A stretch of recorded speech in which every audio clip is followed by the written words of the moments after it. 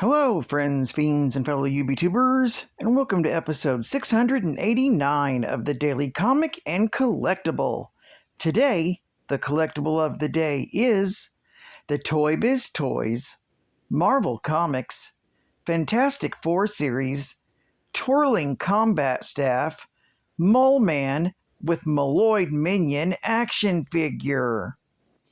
Lurking in the very depths of the earth, ruling over the myriad denizens of Subterranea and Monster Isle, is the menace Mole Man. Shunned by the fellow humans due to his odd appearance, the man who would later become the Mole Man set out in search of a legendary kingdom within the earth itself.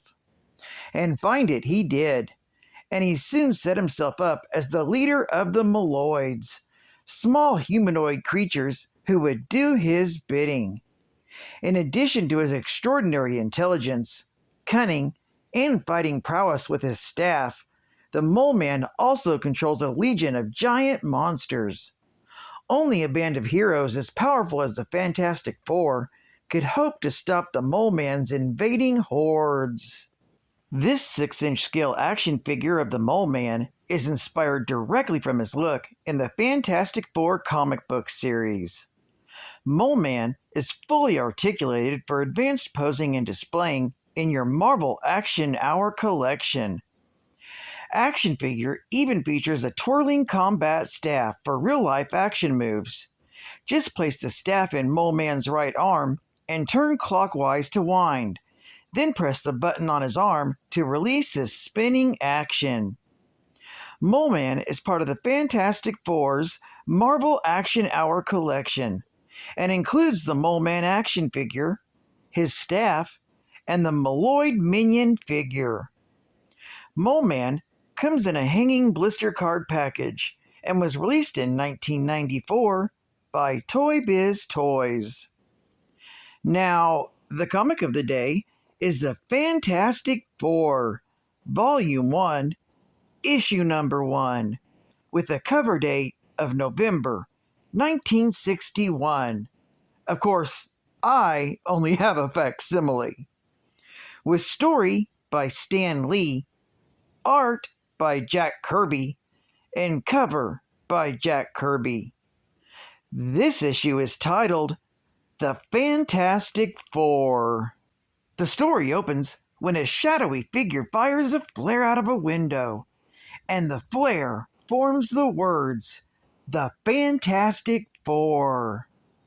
At that same moment, at a friend's house, Susan Storm is having tea when she sees the flare out of the window.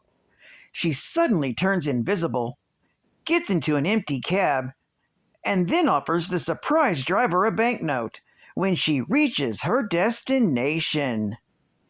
Meanwhile, Ben Grimm is trying to find a coat that fits him in his oversized state. A clerk in the haberdashery sees the flare, and Grimm bursts out of his too-small door, rips a manhole out of the street, follows the sewers, and bursts out when he thinks he's reached his destination. However, after leaving the hole, he's struck by a taxi, which is instantly wrecked and totaled. Last, but certainly not least, Johnny Storm is working on his latest hot rod at the service station. The mechanic sees the flare, which turns into the number 4. Johnny bursts into flame and flies away, destroying the car.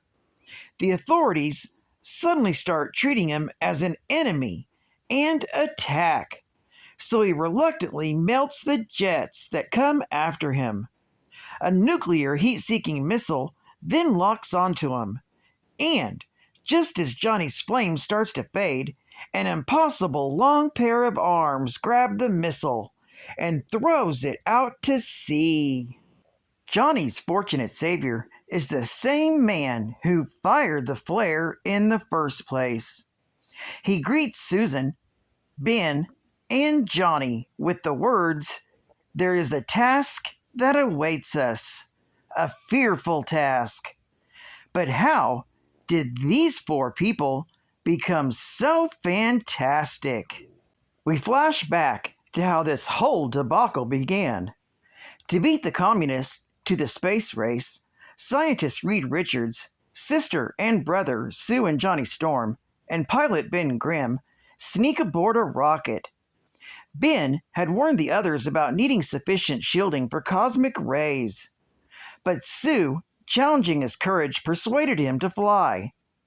A short time later, after they make it to space, the four are suddenly bombarded by cosmic rays, knocking them completely unconscious. The autopilot lands the ship back on Earth, where they find themselves physically transformed and possessing remarkable new abilities. Sue can turn invisible. Ben has transformed into an orange muscular thing with super strength, while Reed's body became highly malleable, allowing him to stretch into any shape imaginable. And Johnny's body bursts into flames, and he can even fly. They decide then and there to use their abilities to become the super team, known as the Fantastic Four. They give themselves the individual names Mr. Fantastic, Invisible Girl, the Human Torch, and the Thing. Back in the present, the origin of Reed's calling is then told. Atomic plants in the Soviet Union, Australia, and South America have been mysteriously attacked by cave-ins. Another attack occurs in Africa, where a huge monster burrows out of the ground but is recalled by a human figure. The Fantastic Four travel aboard their private jet to Monster Isle, which Reed has deduced is the same distance from each attack. There, they are attacked by a giant three-headed monster. Reed stops the monster, but a cave-in separates Reed and Johnny from Ben and Sue. Meanwhile, beneath the island, Reed and Johnny land in the Valley of Diamonds, which temporarily blinds them. And the Mole Man suddenly appears, revealing he is responsible for the attacks. The Mole Man then explains his origin. Having been ridiculed by humanity, he went off alone in search of the legendary land at the center of the earth. Eventually, he washed ashore on Monster Isle. Making his way through a cavern, he was caught in an avalanche and rendered almost blind. However, due to his other heightened senses taking over, he mastered the subterranean creatures and built himself an underground empire. Meanwhile, on the surface, Ben wrestles a rock monster, and Ben and Sue end up finding their teammates, listening to the Mole Man's plan to invade the surface world.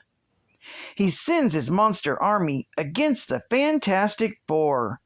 Whilst Johnny distracts the biggest monster, the team flees through a tunnel, which Johnny seals shut behind them. After the Fantastic Four escape in their private jet, the Mole Man decides to destroy the island so that the surface world can never trouble him ever again. This story is continued in the Fantastic Four, issue number 2. Geek Fact: this is considered one of the landmark key issues. It launched the Marvel Age of Comics. It was also the first team appearance and the origin of the Fantastic Four: Mr. Fantastic, Invisible Woman, the Human Torch, and the Thing. It's also the first appearance of Mole Man, the first appearance of Giganto, a deviant mutate from Monster Isle, and it's the first appearance of Tricephalus. Bonus geek fact: Fantastic Four, issue number 286 from January of 1986, establishes that the solar flare in X-Men issue number 100 and issue number 101 from 1976 that seemingly transforms Jean Grey into the Phoenix is the same kind of radiation that transforms the Fantastic Four. In fact, the tack-tack-tack sound effect is used in the telling of all three stories. Advertising ad fact: The Jukebox Bank.